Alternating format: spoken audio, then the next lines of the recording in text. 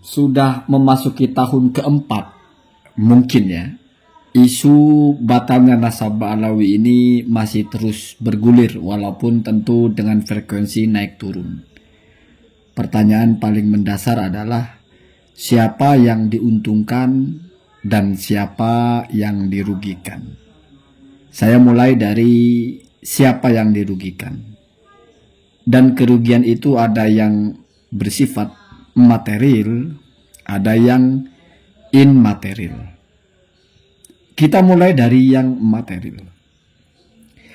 Yang dirugikan dari isu nasab ini, yang immaterial adalah apabila ada orang-orang yang entah dia Ba'alawi beneran atau pura-pura ngaku Ba'alawi, di mana orangnya bodoh, tidak punya ilmu, tetapi dia dapat privilege, dia dapat keuntungan dengan cara dawir. Dia datangi orang-orang, dia speak-speak mendoakan, speak-speak nebak-nebak, dia cerita cucu Nabi, dia cerita ini itu, lalu disalamin duit, lalu berpindah ke tempat yang lain. Sebelum ada isu nasab, mungkin seandainya ada orang seperti itu, dia bisa meraup keuntungan dengan begitu. Dari rumah ke rumah, dari rumah kiai atau dari pesantren atau dari manapun dia dapat keuntungan. Tetapi setelah adanya isu ini, bisa jadi dia, atau saya hakul yakin dia itu akan berhenti, atau setidaknya akan mempersempit lapangan dawirnya. Karena dia takut nanti tiba-tiba ketemu dengan orang yang mempertanyakan nasabnya, mempertanyakan kitab sezamannya dan hasil tes DNA-nya. Lalu tidak bisa jawab, lalu malu. Daripada malu, mending dia mapping dulu mana yang kira-kira masih percaya kepada Ba'alawi, mana yang sudah tidak. Dengan demikian, tentu ini berpengaruh kepada menyempitnya pasar, menyempitnya objek dawir, dan itu berimbas kepada menurunnya pundi-pundi rupiah yang dia terima.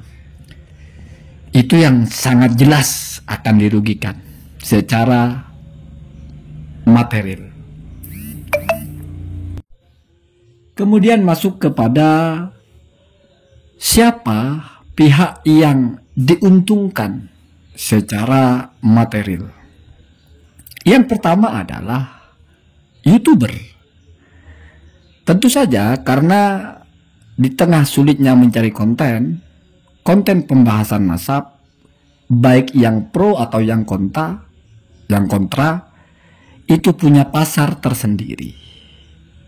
Sehingga dia menjadi banyak stok bahan untuk membuat konten, dan itu tentu menghasilkan rupiah karena kontennya ada iklannya, channelnya dimonetasi.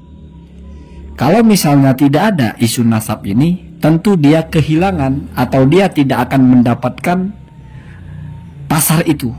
Nah, rumusannya, kalau tadi yang Ba'alawi dawir itu kalau ada hilang pasarnya, ini YouTuber jadi nambah pasarnya. Simpel kan itu. Kemudian ini yang kedua, selain YouTuber adalah orang-orang yang dapat panggung. Mungkin tiba-tiba jadi penceramah, mungkin tiba jadi pembicara di mana-mana, diundang. Itu keuntungan materialnya ada. Kalau setiap ceramah misalnya dapat amplop, bahkan bisa juga immaterial, namanya menjadi naik, menjadi dikenal, menjadi terlaunching sebagai pendakwah, gampangnya menjadi dapat panggung. Ini dari semua pihak, dari yang pro atau yang kontra, sama saja dapat keuntungan material dan immaterial. Selain itu, ada pihak-pihak dari Ba'alawi yang juga mendapat keuntungan immaterial dari isu nasab ini. Misalnya ada Ba'alawi yang mungkin tidak pernah tahu siapa yang mengakui nasabnya. Mungkin di pikirannya nasabnya itu hanya sah menurut Robito Alawiyah, Robito di Indonesia. Dengan adanya kasus nasab ini, ada orang-orang yang mengakses sampai kepada nasabah. Misalnya, Said Mahdi Rojai mempertanyakan tentang Ba'alawi dan ternyata sahih. Itu kan mengukuhkan status kesahihan nasabnya setidaknya. Artinya bagi yang sebelumnya mungkin berpikir, siapa yang mengakui Ba'alawi ini selain Robito Alawiyah? Oh, ternyata ulama yang kitab-kitab nasabnya dijadikan rujukan, bahkan kitab-kitab nasab beliau yang tahqiq, yaitu Said Mahdi Rojai, mengakui itu. Bahkan misalnya di Mekah ada Syekh Ibrahim bin Mansur, seorang nasabah, pengarang kitab nasab. Bahkan misalnya ada juga Syekh Ibrahim Al-Khalili. Kalau tidak ada polemik nasab, 3 informasi itu mungkin tidak akan pernah disebarkan atau tidak akan pernah ada orang yang mempertanyakan masalah itu, sehingga tidak mungkin ada juga jawaban soal itu. Itu satu keuntungan immaterial sebetulnya. Artinya menambah ilmu. Begitu juga kepada para muhibbinnya. Mungkin awalnya mereka juga taunya Ba'alawi itu ya duriyah Nabi atas dasar apa? Ya atas dasar kata gurunya. Atau atas dasar ya mereka dapat buku nasab dari Robito Alawiyah. Dan sekarang mereka tahu bahwa ternyata nggak kaleng-kaleng, nggak hanya Robito Alawiyah Jakarta itu.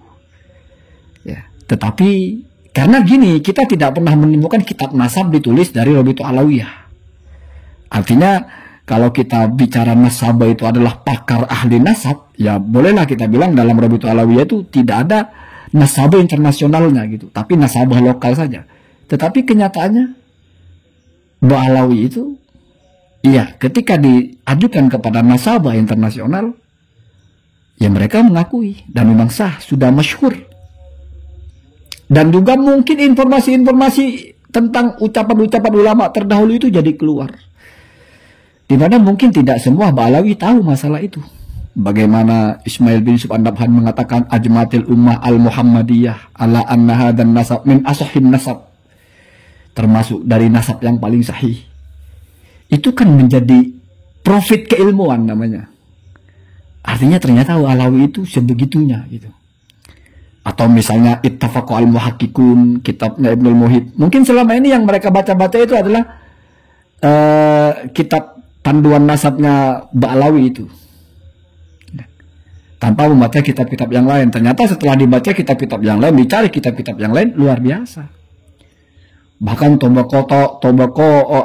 Tobaqo Tusada al-Alawiyah juga di situ didaftar nama-nama sadah pertobakoh dan ulama-ulama yang meminsen. Ba'alawi termasuk yang paling banyak diminsen oleh ulama. Dari masa ke masa. Itu kan satu profit pengetahuan. Itu kan keuntungan immaterial. Kemudian, ini mungkin bagian yang nomor 3. Ya. Siapa yang tidak diuntungkan dan tidak dirugikan? Artinya sama aja gitu. Nggak ngefek gitu. Yaitu adalah Habib-Habib yang alim, Habib-Habib yang mengerti nasabnya, Habib-Habib yang bisa baca kitab dan dia mencari nasabnya dan dia tahu bahwa nasab mereka, nasab Sadah Ba'alawi itu disebut oleh ulama dan sebagainya. Dan mereka dihormati bukan hanya karena sebagai Habib, tapi karena memang alim atau punya prestasi dalam keilmuan.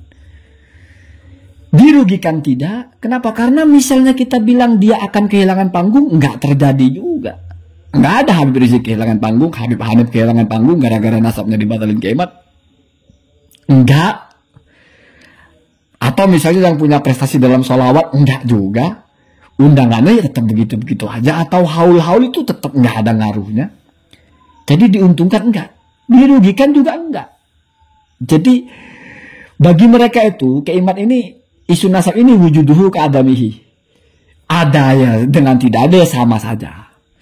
Nggak ada keuntungan yang mereka peroleh, nggak ada kerugian yang mereka terima atau yang mereka landa. Jadi biasa saja.